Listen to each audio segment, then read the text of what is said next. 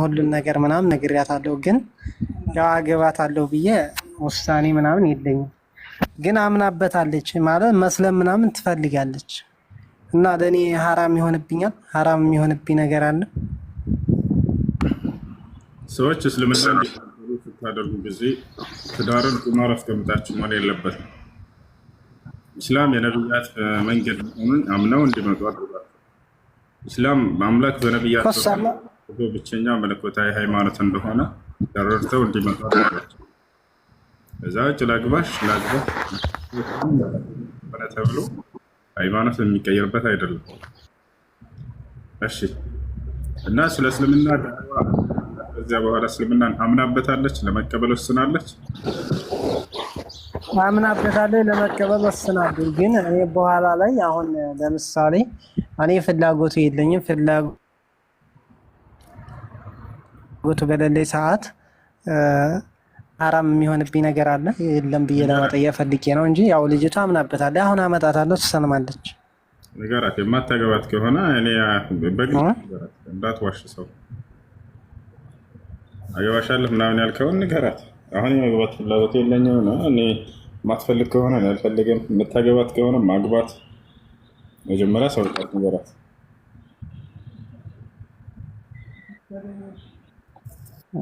እሺ በቃ ዙሮ ችግር የለውም። ስመጣ ታስገባኛለህ።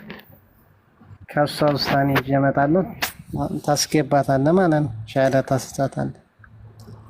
አይ አመሰግናለሁ።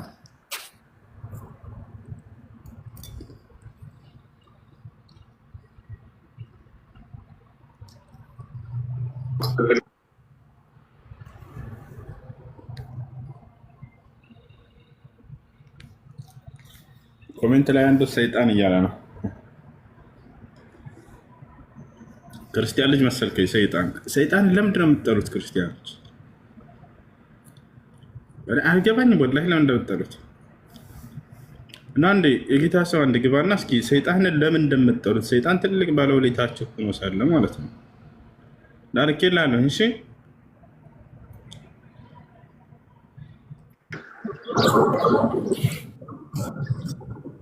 ይርጋ ሰላም አለይኩም። ወአለይኩም ሰላም። ይርጋ አለ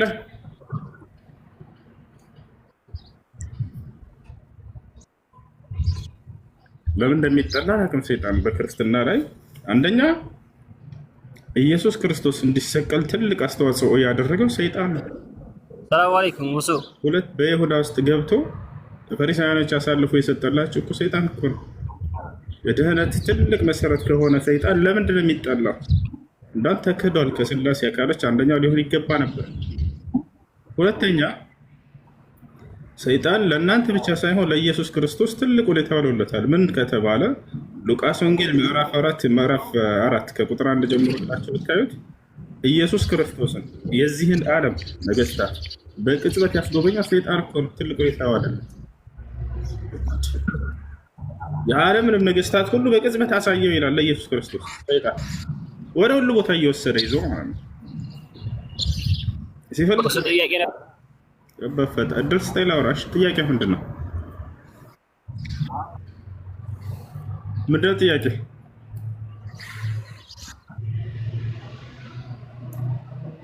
ጥያቄ ምንድን ነው?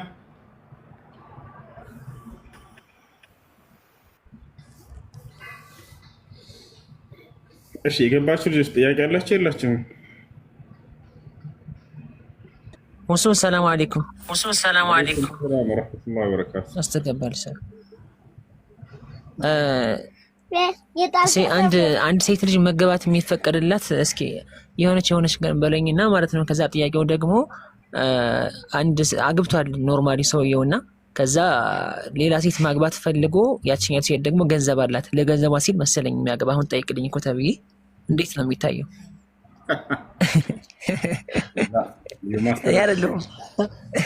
የማስተዳደር አቅሙ ሊኖረው ይገባል። እሷ ትዳር ፈልጋ ስትመጣ እሱ ገንዘቡን አጥምዶ መሄድ ተገቢ አይደለም። አይሆንም በፍጹም። ይሰማል እሱ ኔትወርካችሁ ካልተስተካከለ እንደማመጥ ኔትወርካቸውን አስተካክሉና ነው ይሰማል። ድምፅህ ነው።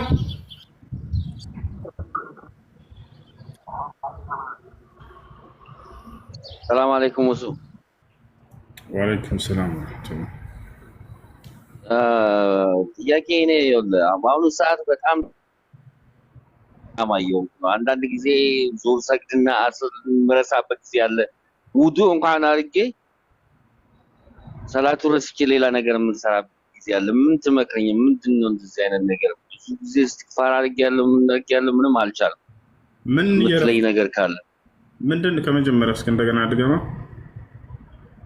ሰላቴ ላይ አንዳንድ ጊዜ አስር ሰግጄ መግሪብን የምዘለው ጊዜ አለ። ሳላቀው በቃ የሆነ ነገር አላቀውም። በቃ ሲያልፍ ብቻ ነው ሰላቱን ማቀው። እንደሱ ብለህ የሰይጣን ወጫሽ አትሆን። ውዱ ያ እስትግፋር ማድረግ አለ ምን አለ ውዱ እንኳን አድርጌ ወደ ሰላት ቤት ሲገባኝ የሆነ ነገር ወደ ሌላ ቦታ ያስተኛል። ረሳዋለሁ። ማንም የሚወስደህ ጉዳይ ሌላ ጉዳይ ታስታውስ ትሄዳለህ እንጂ እንደ እያላችሁ ራሳችሁን እንትን አትበሉ። ሶላታችሁን ጠብቃችሁ ስገዱ። ሶላት የሌለው ሰው ሙስሊም አይደለም። ነብዩ ሰለላሁ ዐለይሂ ወሰለም እውነት ነው ተረከ ሶላት ፈቀድ ከፈረ አሉ። ሶላትን የተወሰው በእርግጥም ከፍሯል፣ ይክዳል ብለዋል። አለመስገድ እኮ አይደለም አሁን ችግሬ ነው። አለመስገዱ ሳይሆን ንያው አለኝ፣ ግን ውዱ አድርጌ የሆነ ነገር በቃ በመሃል ከመጣ እረሳዋለሁ ያንን ሰላት ማለት ነው። እሺ ለማንኛውም ትኩረት አድርገህ ሶላትን ስገደው ነው። ያ ጥያቄ አለ የለኝም። ሰላም አለይኩም።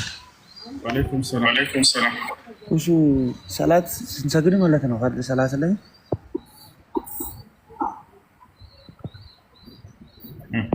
የጀማ ሰላት አብረን ስንቆም እግራችን አንዳችን እግር ከአንዳችን ጋር የተያያዘ ሲሆን የሁለታችን እግር በመሀል ክፍተት አለው።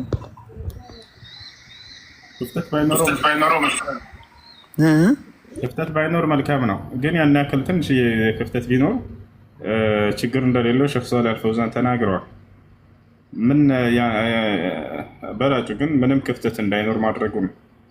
ክፍተት በመካከላችሁ ሳይኖር መስገድ። እሺ እቺ በዘካ ስናወጣ ማለት ነው። ዘካ እኛ የምናወጣው ቀን ሳናሳልፍ አመቱ ልክ ላይ መሆን አለበት ወይስ በወራቶቹ ላይ መሆን አለበት? ዘካተል ማል ከሆነ አመት ሲሞላ ጊዜ ነው። ይዳበላ ወጀበ ፊህ ዘካ። አንድ ሰው ገንዘብ መጠኑ የዘካ መጠኑ ላይ ሲደርስ ጊዜ ሚሳቡ ሲሞላ ጊዜ ዛኔ ነው የሚያወጣ። በየአመቱ ዘካ መጠኑ እስካልቀነሰ ድረስ በየአመቱ ነው የምታወጣው። ወራቶቹ ላይ ቢያወጣ ችግር የለውም ማለት ነው አይደለ? ማለት ያው ለምሳሌ ቀኑን ጠብቆ ትክክለኛ ቀኑ ላይ መድረስ አለበት። የዛሬ ቀን ልክ አመት የሚቀጥለው በዚያው አመት ላይ ያወጣል።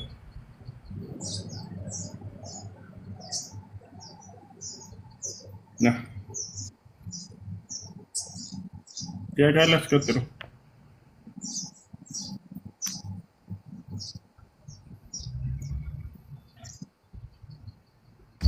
ብዙ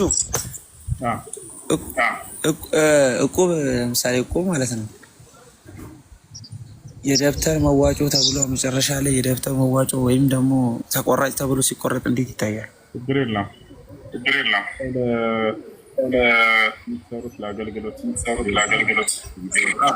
የአገልግሎት ተቆራጭ ተብሎ ሲቆረጥ ችግር የለም። ወንድም እህቶቼ እውነት ተደብቃ አትቀርም። ከጨለማ ወደ ብርሃን፣ ከሞት ወደ ህይወት ወደ ኢየሱስ ተመለሱ ባካችሁ። እኔን ደግማችሁ አታገኙኝም እና ልናገኝህ ነው። በገስቱ ላይ ተመላለስ ከላ አረና የግባ ጌታ ሰው ዝጋ ስበከን ገብተ ሆዴ ነው ሁሱማ ሰላም አለይኩም። እንትን ደግሞ ማለት ነው ሌላ ጥያቄ ትፈልጉኛላችሁ አታገኙኝ። አሁን ካዳችሁት ናግባ ልኬልሃለሁ አታገኙም እያለ ደጋግሞ ኮሜንት ይጽፋል። ናግባ ያው ልኬልሃለሁ። ጥያቄ ምንድን ነው ወንድም? በእንትን ብዙ ጊዜ ከባንክ ቤት ብድር እየተበደሩ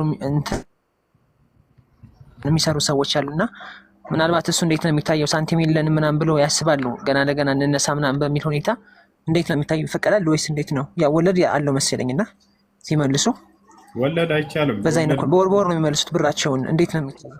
ወለድ አይሆንም። ለመነሳት ምናምን ብሎ እዛው ሳይነሱ ተኝተው ቢኖሩ ይሻላቸዋል። እሺ አይቻልም ወለድ። አላህ በቁርአን ላይ ወአሐለ አላሁ አልበይዐ ወሐረመ ሪባ ይላል። ንግድን እኔ አምላካቸው አላህ ፈቅጄላችኋለሁ፣ ወለድን እርም አድርጌባችኋለሁ ይላል። ያ አዩሀ አለዚነ አመኑ ላ ተእኩሉ ሪባ ይላል። እናንተ ያመናችሁ ሰዎች ሆይ ወለድን አትብሉ ይላል። እሺ እሺ ጥያቄያቸው ራሱ ሚስትና ሚስት ነው እኮ። እንዴት ዳነን እንዴት እንድናለን የሚል ጥያቄ ራሱ አያነሱም። ለምንድን ነው ሴት ልጅን የሚንቃት ክርስትና? ስለ ሚስትና ስለ ባል ባወራን ቁጥር ወላሂ ስለ ሴት ልጅ ያላቸው ልቄት በጣም ይገርመኝ። ከይፍ ያኔ በጀነት ውስጥ ሴት አለ ሲባል በቃ መጨናነቅ፣ እንዴት ሴት ይኖራል ምናምን። ደግሞ ሴቶች እኮ ናቸው እንደዛ የሚሉት አብዛኞቹ። ጭንቅላታቸውን ወላሂ ተጫውተውባቸዋል። ሴትን መጥላት ለምን እንደዚህ? አላሁ ሙስተዓን። መጽሐፍ ቅዱስ ገና ገለጥ ስታደርጉት እኮ ስለ ሴት ያወራል እኮ ገና ከመጀመሪያው ማለት ነው።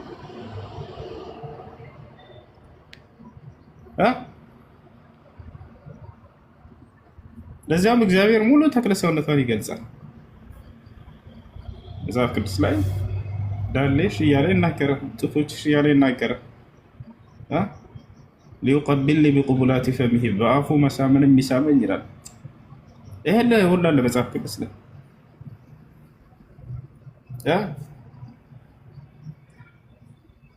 ውዴ ጣቶችንም በቀዳዳ ሰደደ ይላል መጽሐፍ ቅዱስ ላይ። ወላሂ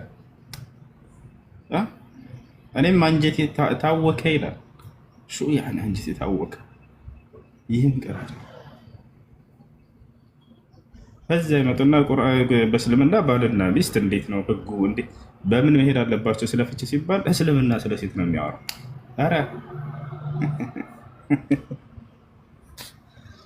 እሺ እሺ። ሰላም አለይኩም ወበረካቱሁ። ወአለይኩም ሰላም ወራህመቱላሂ ወበረካቱ። ሁሴ ረመዳን ቆዳ አንድ ቀን ነበረብኝና እሱን ሳልጾም የዙል ሐጅ መጨረሻውን መጾም እችላለሁ?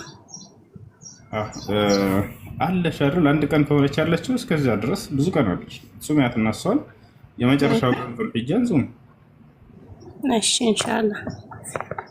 ሌላው ደግሞ በዛ በ10 ቀናቶች ጸጉርና ጥፍር አይቆረጥም ምናምን የሚለውን ነገር እስኪ ብራራለ። ኡድሂያ ለሚያርዱ ሰዎች ብቻ ነው። ነብያችን ሰለላሁ ዐለይሂ ወሰለም ሐዲስ ላይ ምን አሉ? ኢዛ ደኸለ ዐሽሩ ዙል ሒጃ ወአራደ አሐዱኩም አን ዩضሒ ፈላ የእኹዘነ ሸይአን ሚን አዝፋሪሂ ወሸዕሪሂ አሉ። የአስርቱ የዙል ሒጃ ቀናቶች ከገቡ አሉ ነብዩ ሰለላሁ ዐለይሂ ወሰለም